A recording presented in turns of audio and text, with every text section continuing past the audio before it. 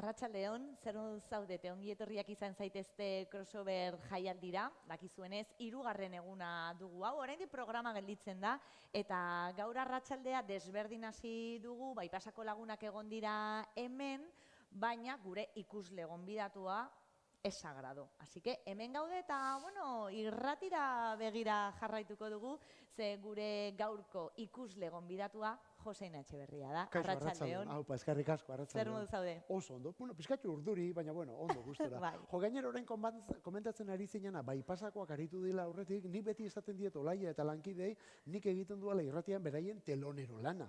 Hau da, ni aritzen ez lehen da bizita, gero beraiek etortzen dira. Gaur nonbait, favorea bueltatu diate, haiek telonero eta gu orain hemen protagonista. Alderantziz izan da, bai. Joseina Etxeberria ziur ezagutuko duzuela, musika saio askoren aurkezlea, orain Euskadi irratian ibiltzen da baitare, eta badakizu, bere ahotsa irratia da, irratia bere ahotsa, Joseina irratia da, eta Joseina gure irudimenean dago beti. Jo, eskerrik asko, ze gauza polita. Eskerrik asko gure gonbidapena onartzeagatik, ze gaur ez dugu musika hitz egin behar, edo akaso bai, baina telesaiekin duzun harremanari buruz hitz egin nahi dugu. Eta kontatu nizun, hemen crossoverren badugula teoria bat. Aspaldi, galdetzen genuena zan, aizu, eta telesaiak ikusten aldituzu, baina orain ja, galdera horrek ez du zentzurik. Ez du zentzurik. Orain galdetu behar duguna da, hori da, zein ikusten aizea, zer ikusi duzu azkenekoa, mundu horren barruan zaude, Joseina, zuri galdetu behar dizut, zer ikusi duzun azken aldian? Bai, bueno, telesailak ikuste ditut. Bai. Gainera enetzako da iesbide bat bezala, ezta? Behar dut, eta benetan esatu dut, ze, bueno, nire musikanik plazerrez entzuten dut, baina musika nire ogibidea ere bada. Orduan, ogibidea den momentutik horrek estres puntu bat ere sortzen dit, ze beti prestatu behar duzu horregunoko programa, edo ezagutu behar dituzu musika berriak, edo gauzak eta nola dauden, ezta? Orduan, etxere etortzen naizenean egunero irrateko lana bukatuta, ordu pare bat edo gehiago ematen dizkiot, hurrengo eguneko gauza prestatzeari eta musika entzuteari eta horrelako lanei. Hori bukatzen duanean orduan pasatzen naiz telesailetara. Bueno, normalean, zete izatitut momentu batzukola erabate engantzatuan agonak, eta ja lanean ari naizenean ere telesaila horre dukitzen dute. Hor duzu. Bai, baina bestela niretzako da deskonexioa bezala, ezta? Eta jo, benetan behar dudan deskonexioa da. Eta telesailen batez baldin bada, egunero ikusiko dut pelikularen bat. Ez beti berria, eta esan nahi duanean ez berria, ez dut esan nahi 60ko hamarkadako edo eta 2000ko pelikula bat ikusiko dudalako. Ez, agian da, aurretik ere ikusia dudan pelikula bat. Eta ez agian behin baino gehiagotan. Berri ikusten duzu. Baina ez zait inporta errepikatzea. Ez hori bakarrik Elenia, behin baino gehiagotan gertatu zait, pelikula bat ikusten hasi, agian ordu erdi bat eraman pelikula ikusten, eta bapatean konturatu. Aiba, hau ikusita daukatuta. Orduan esatu, ja, ez ditut memorizatu egiten, halako nezesida eta deskonexio puntu honetan, ezta?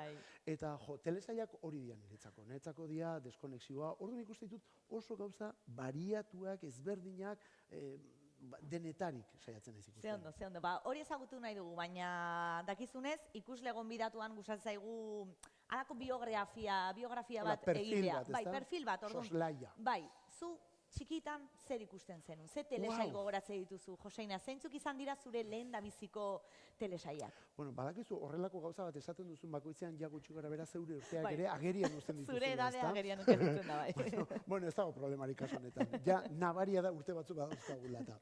Bueno, jo, ni hasi nintzen, helenago komentatzen aritu garena Pantera Rosa, bezalako telesail batekin, edo ez dakit bere garaian Heidi, Marco, eta batez ere ikeragarri markatu ninuna gazte urteaietan Mazinger Z, ez da?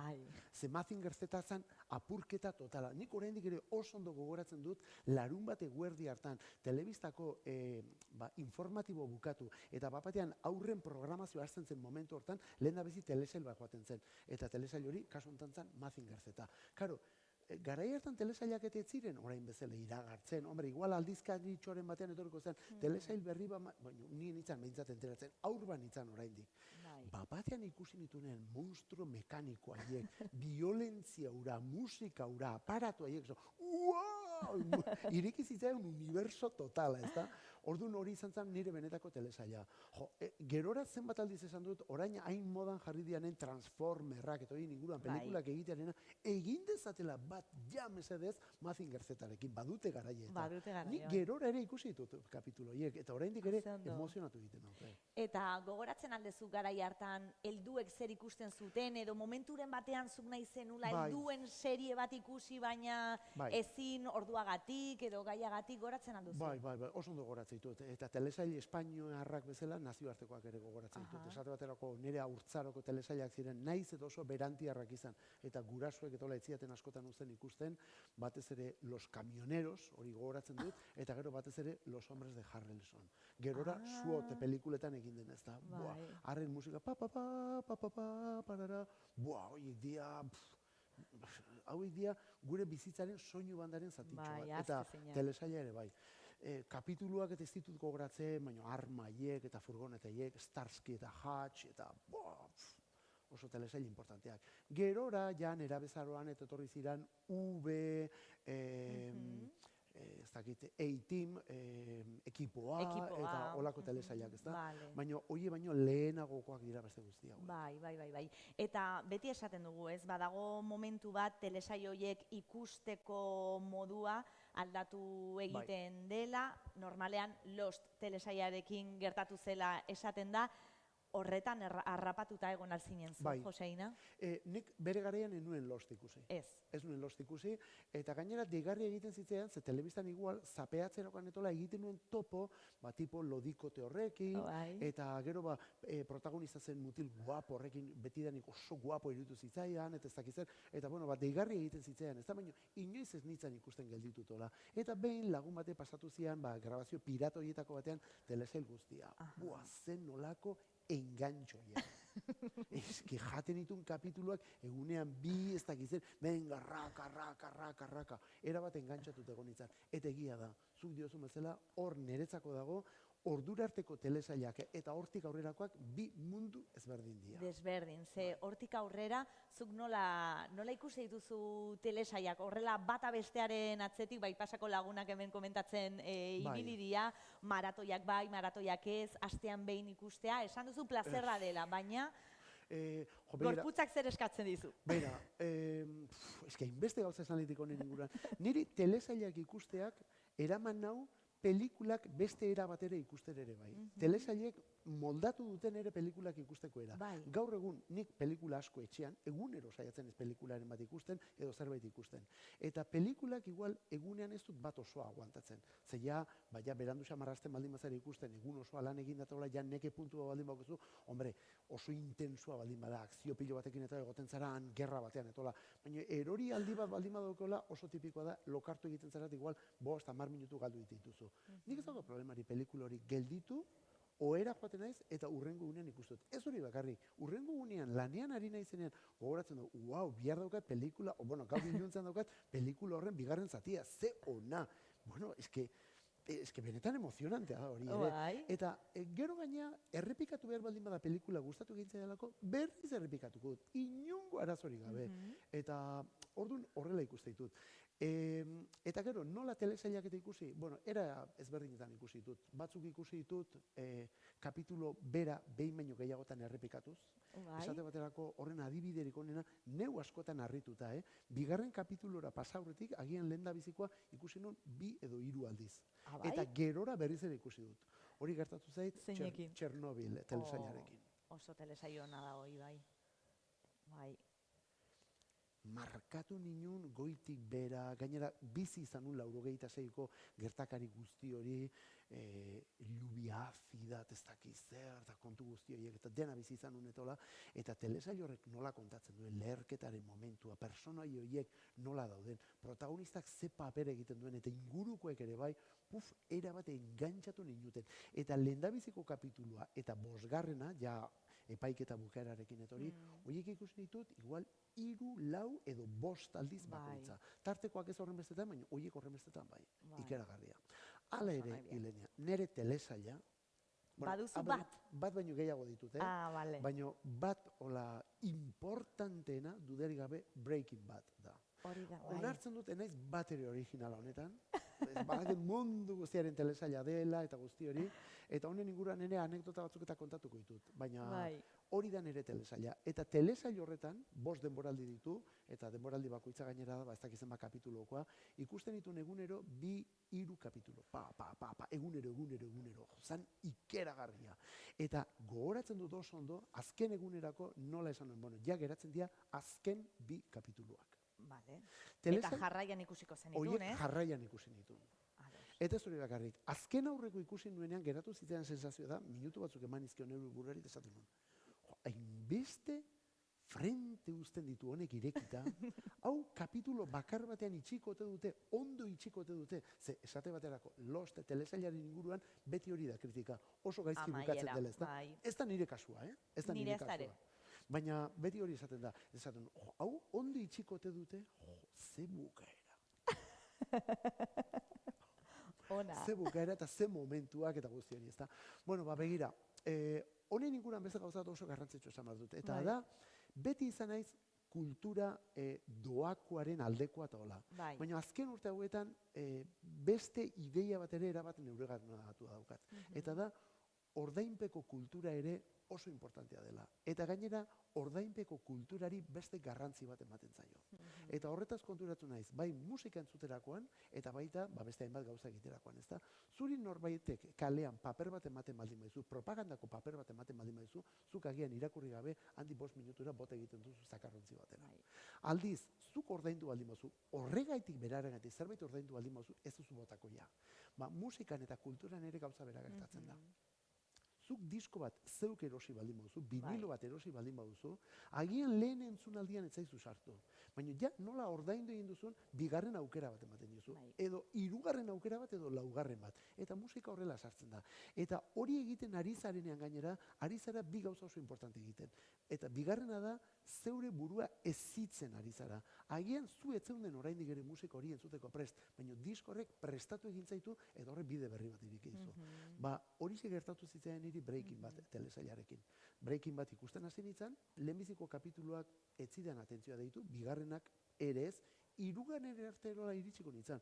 Baina jasen, utzi egin behar dut, eta utzi egin nun garai hartan. Oraindik ere zuzenean ematen ari zian.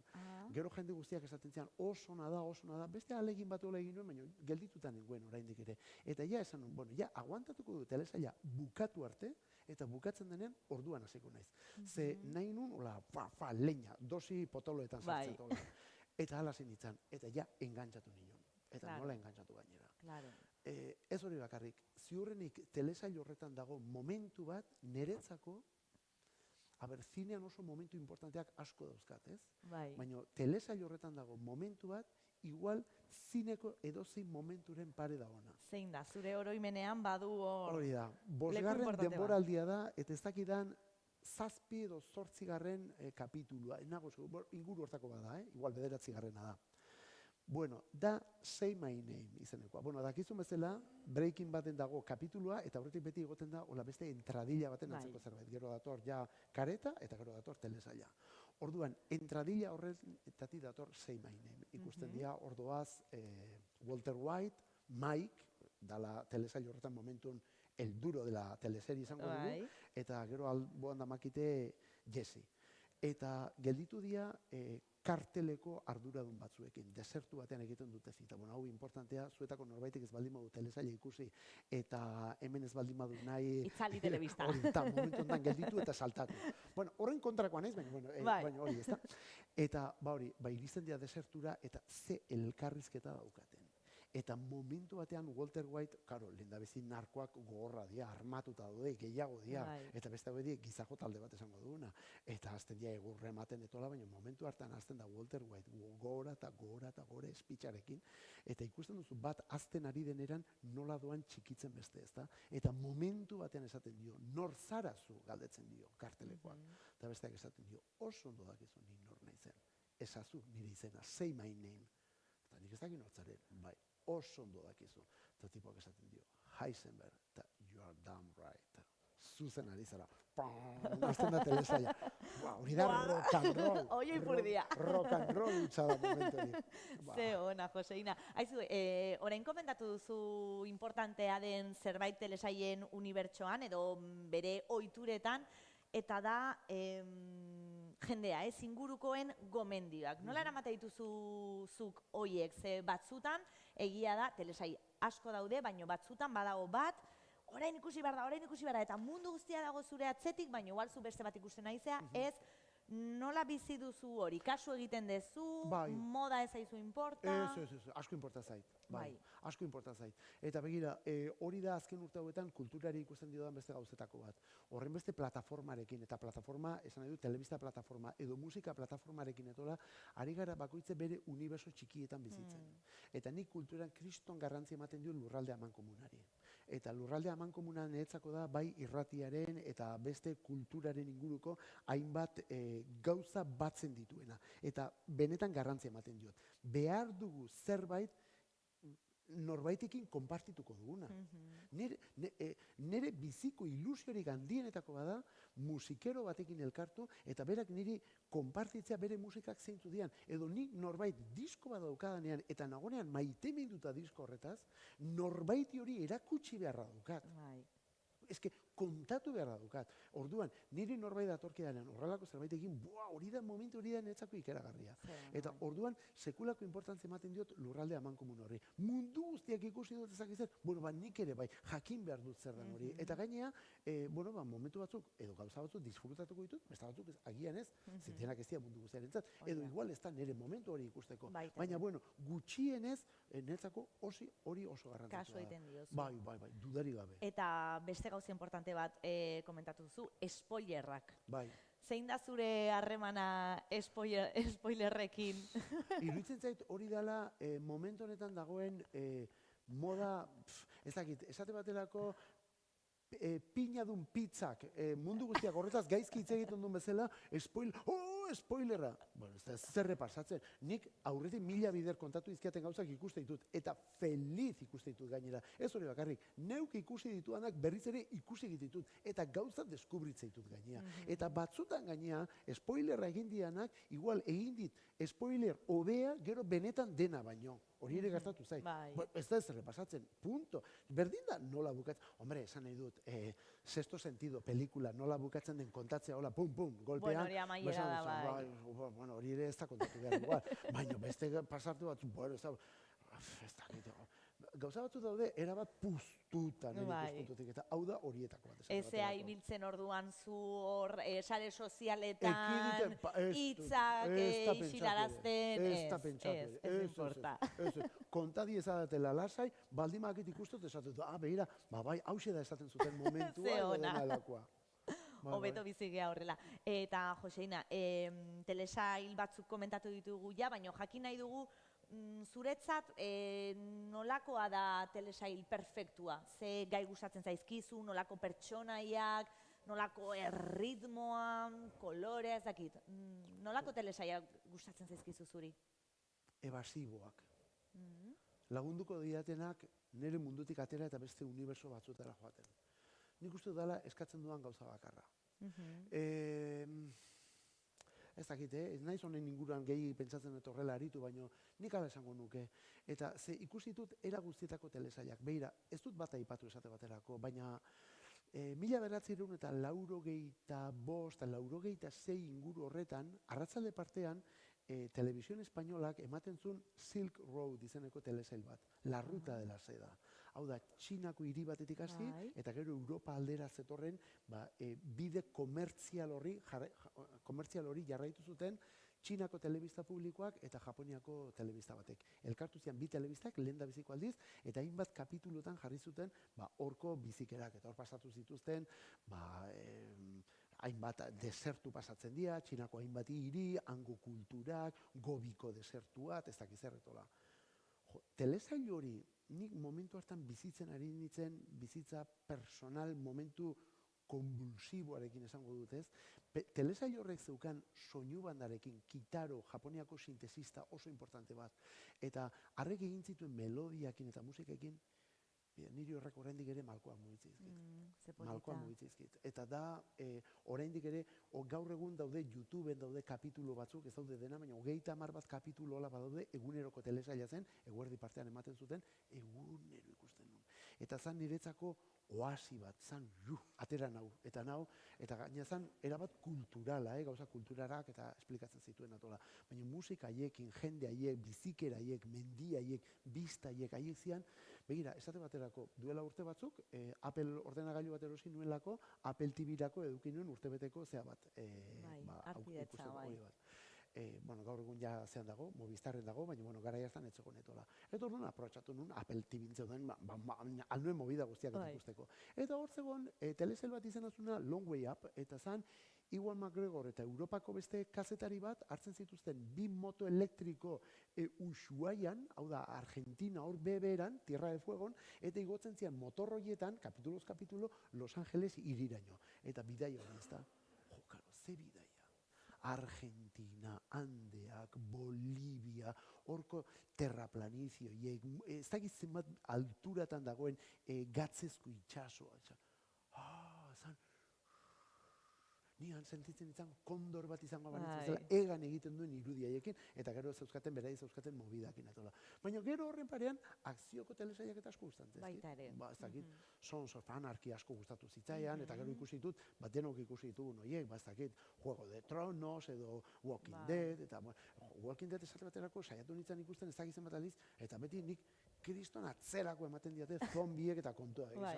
Favorez, baina begira, azkenean engantzatu egin ninen. Eta kriston gustora ikusi nuen. Bai, aukera eman behar zaio. Bai. Ze agian momentuan ez zaitu harrapatu, baina igual harrapatuko zaitu hurrengoan. Hor dago asuntua. Eta hor, telesaila ez da aldatu, hor zuari zara aldatzen. Ze gauza importantea. Eta beak aldatzen zaituzu. Oso. Hasieran esan dugu igual musikaz ez dugu hitz egin behar, baina txantxazan hitz egin behar dugu, Joseina. Telesaietan, musikan fijatzen zara, ze nolako garrantzia du zuretzat, zigur musikak oratuko dituzula, ze orain batzuk aipatu dituzu, nola entzuten duzuzuk hor telesaietan musikaz, gaina oso garrantzitsua da. Pentsazazu nola bukatzen den Breaking Bad eta zaritu gara, nola bukatzen den Breaking Badeko azkenengo kapitulo hori, ez?